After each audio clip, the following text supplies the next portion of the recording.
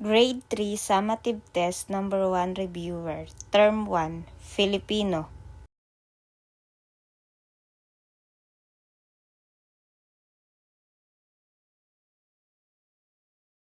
Piliin ang titik ng tamang sagot.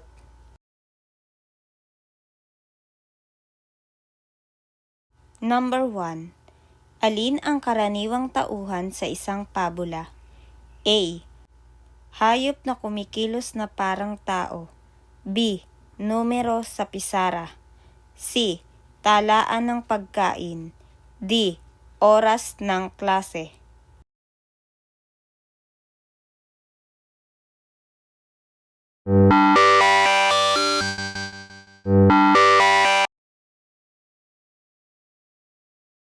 Number 2. Sa pangungusap na naroon ang aklat sa mesa, anong pamatlig ang ginamit? A. Aklat. B. Naroon. C. Mesa. D. Ang.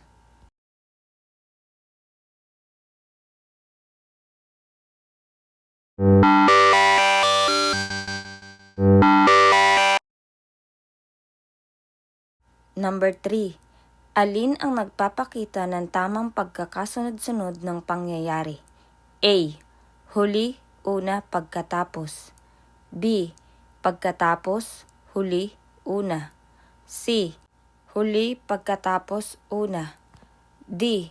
Una, pagkatapos, huli.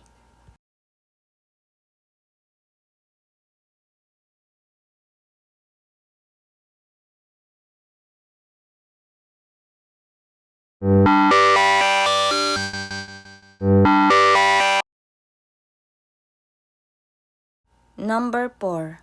Ano ang damdaming ipinapahiwatig ng pahayag na, "Yehey! Nanalo ako"? A. Takot. B. Lungkot.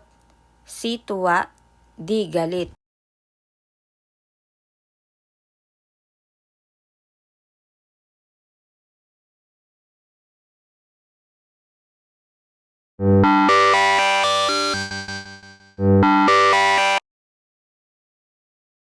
Number 5. Alin ang pamatlig na patulad?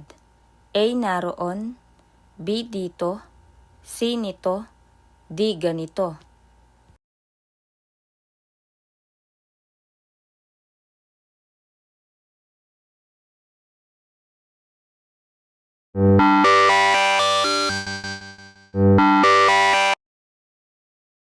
Number 6.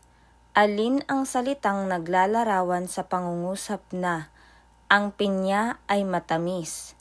A. Pinya. B. Ay. C. Matamis. D. Ang.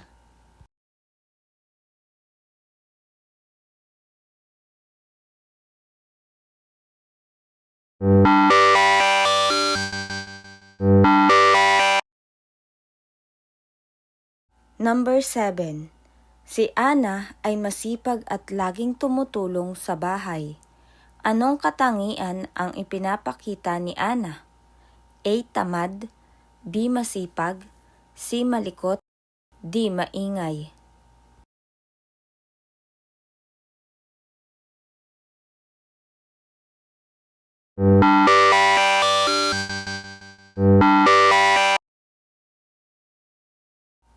Number 8. Ang salitang ugat ng salitang mapula ay A. Mapo. B. Ula. C. Mapula. D. Pula.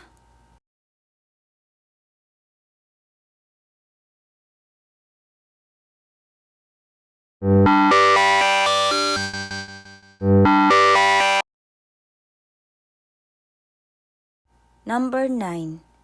May problema si Lito dahil nawala ang lapis niya. Alin ang maaaring solusyon? A. Umiyak buong araw. B. Mangulit sa kaklase. C. Hanapin ng maayos ang lapis. D. Itapon ang bag.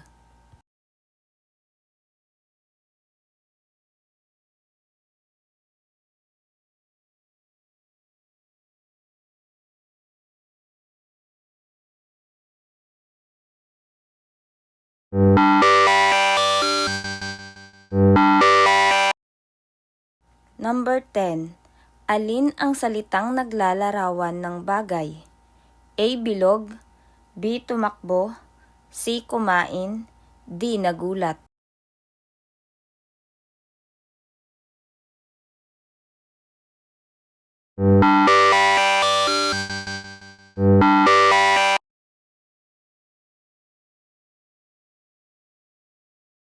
Number 11. Alin sa pangungusap na "Ako ay tumulong sa nanay ko"?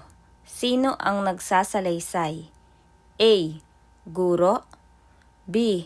Taong nagsasabing ako, C. Kapitbahay, D. Ibang bata.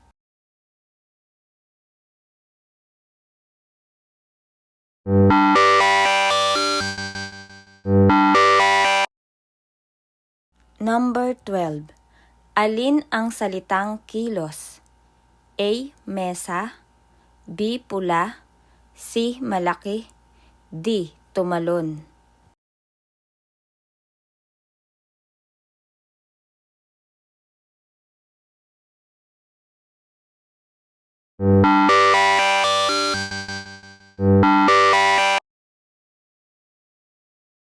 Number 13.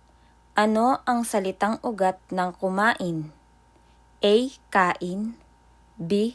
Kum, C. Main, D. Kumain.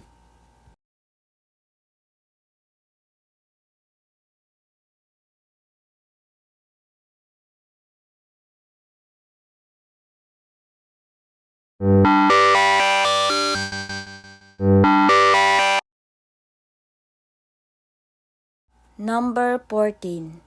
Si Nena ay naglaro ng patintero at ikaw ay naglaro rin ito. Ano ang masasabi sa karanasan ninyo? A. Magkaiba, B. May pagkakapareho, C. Walang kaugnayan, D. Mali.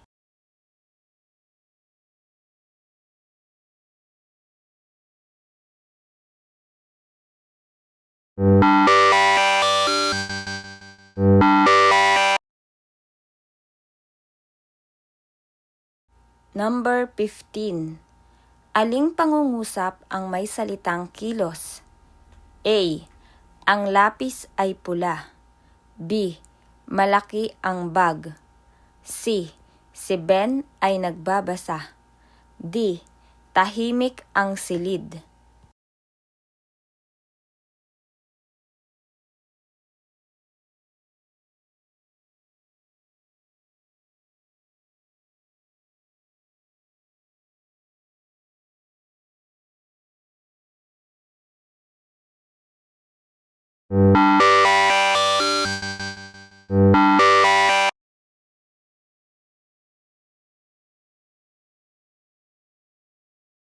Summative set B.